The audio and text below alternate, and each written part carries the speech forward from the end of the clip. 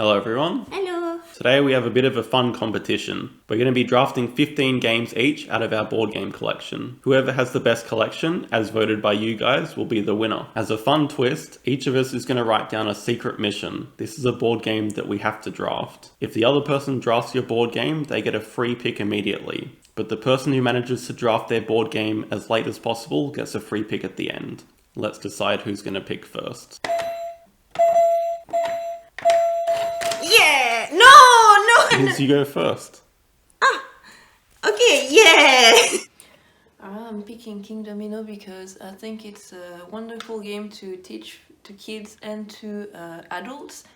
Any non-gamers can learn it. It's very easy. It's fantastic at 2 players, so I think I want it in my collection. I think Sam is likely to pick it, so hopefully I win this. For my secret game, I've picked Clank Catacombs. This is a very solid game. It's one I reckon I could draft about 14th or 15th. I think there's no way that Gladys is ever going to draft this. Let's go then. Alright, first pick. I'm picking Dune Imperium. I think it's a fantastic deck builder game that is also mixing worker placement. It's medium heavy. I think it's great for most people. There's like nice tension and stuff, so I think it would be perfect in any collection. Damn. Game 1 picked. Your turn. My first pick is Everdell, and I'm very happy to get this one. Dune Imperium was a good first pick, but there's no way I'm going to let you have Dune Imperium and Everdell. This is one of the cutest tableau builders around, and a vital part of any collection, I feel. Well done to me. And my second pick is It's a Wonderful World. Both of us love this game. It was always going to be highly contested, and I'm very glad I could sneak it in with number 2. Also a great game because it's strategic but high play count, you know? Yes, high play counts a very big bonus. My turn. I'm picking Azul. I think great abstract strategy game. Great abstract strategy game. It's very hard to say. Fantastic at 2 players. A bit too mean to my liking, but I think anyone can learn it, so it should be in any collection. And 7 Wonders Duel. I mean, probably the best 2-player games in my opinion, but This is going to be hard. I know, it's tough. For my third pick, I'm going to go with a classic. Wingspan, one of the most popular games around for good reason. It's got a great theme, it appeals to casuals, just a very fun and beginner-friendly tableau builder. For my fourth pick, I'm going to get in early on the party games and pick Decrypto. This is the best party game we own. I actually don't consider it a party game, even though it's considered a party game. I feel like people around the table they're not like laughing non-stop, you know? I think it's a pretty light-hearted game and it fits the high player count. Any collection should have at least a few party games, and this is the best of the lot. I'm picking a type of games that I think you should always have at least one in your collection. Auctions. I love auctions. I think Modern Art is probably the best auction game, with a few others we have, but you better not pick them. And the other one is 7 Wonders. Well, I took 7 Wonders Duel. I might as well take 7 Wonders. It's the most classic engine builders out there. It allows up to 7 players, so that's great. And he took all the other engine builders, so I might as well take this one now while I still can. I can't believe she just picked 7 Wonders ahead of me. I thought there's no way she's going to pick 7 Wonders Duel and 7 Wonders. I thought I could wait. Damn it. My fifth pick is The Quacks of Quedlinburg. This is an extremely fun bag building / push your luck game. It's been a hit with everyone that we've played it with. Okay, there might be 1 or 2 people that hate it, but apart from that, it's been a hit with everyone we've played it with. We only got it recently, and it's easily snuck into my top 20 games of all time. Wow. And my sixth pick is Sagrada. Well, I would have preferred to draft Azul, but if I can't have Azul, this is the next best thing. In fact, I think they're very even. This is another draft and placement game. It's a bit less mean than Azul, there's less hate drafting, but I really enjoy the common goals and private goals. That really adds to the gameplay. So my 6th game is Res Arcana. If I can't get It's a Wonderful World, I'll get Res Arcana. Usually I don't really like race games, but I think it's like the nice balance between tableau building and resource management and racing all together. And it took my favorite party game, so I picked another party game. Just One is great. I think it's simple enough that anyone can play it. It allows up to, I think, 7 players, which is quite high.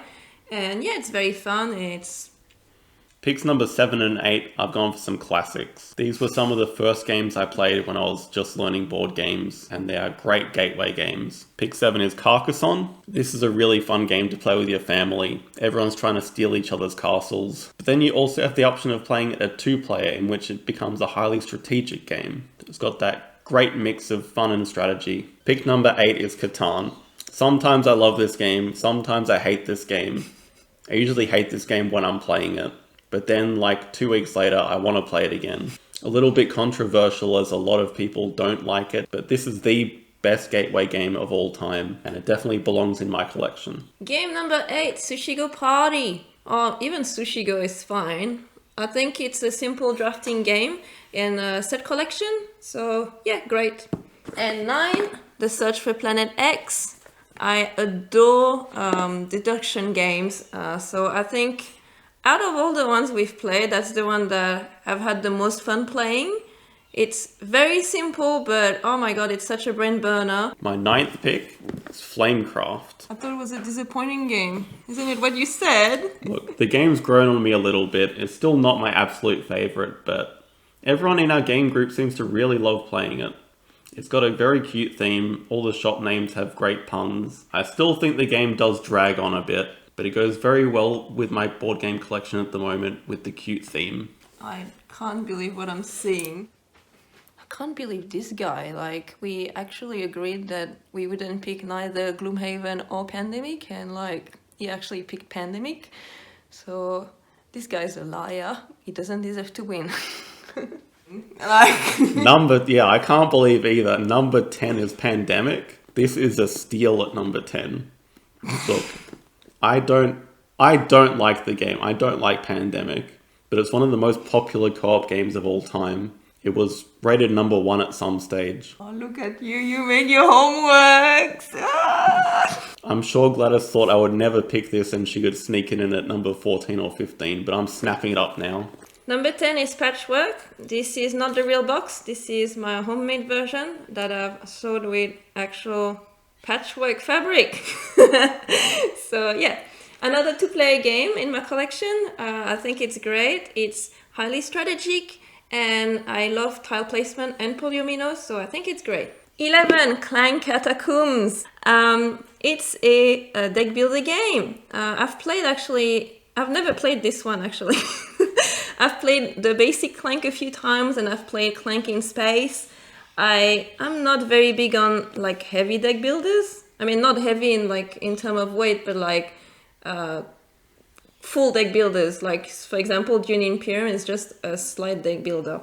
Having a deck builder in the collection is decent, and all the people in our group seem to enjoy this game a lot. Apparently, some actually prefer it to the other versions of Clank because the board is completely modelable.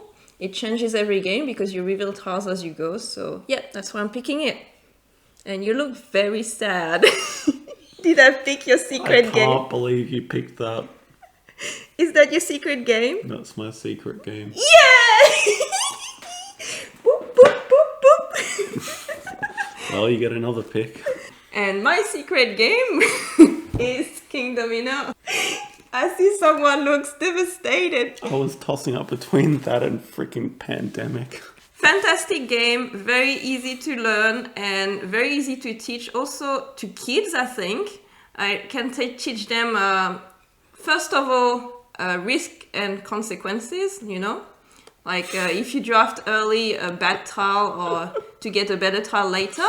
And also it teaches them multiplications. It's fantastic. And I love it at 2 players with the 7x7 kingdom. It's great. When you said risk and consequences, I thought you were going to say, if you draft my tile, I'm going to whack you.